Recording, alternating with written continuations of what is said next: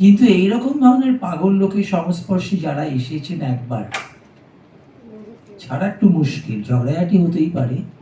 এটা অবশ্য আরেকজনকে উদ্দেশ্য করে বলছি, দর্শকের আসনে যিনি বসে আছেন। আমি ব্যক্তিগতভাবে বলতে চাইছি আপনাদের কাছে, যারা যুক্ত হয়েছেন লায়ন্স ক্লাব, কিছু খারাপ মনে করবেন না। মহিলারা আমাকে প্রায় প্রশ্ন করে, কেন হব মেম্বার? আমরা তো লায়নেস হব, লায়নের দলে ঢুকবো কেন? লায়ন্স ক্লাবে এই পক্ষপাতিত্বটা ঠিক মানবো না। মেয়ে হব অথচ লায়নেস বলবে না কেন? সেটা অন্য প্রসঙ্গ। লায়ন্স ক্লাব হোক, রোটারি ক্লাব হোক, যদি করতেই চান তাহলে আশিস দার দলে ঢুকুন। কেন বলছি? অন্য লায়ন্স রোটারি ক্লাবে কেন কি এই ভ্যারাইটি স্বাদটা পাবেন না।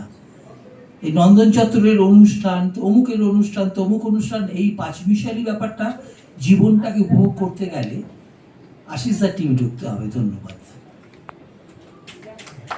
এরকম সরাসরি আমি বিজ্ঞাপন দেবেন ভাবতে পারিনি। এনিওয়ে, আমাদের professor doctor Parthasarathi Chakraborty sir বললেন আমরা একটু কৌশিককে ডেকে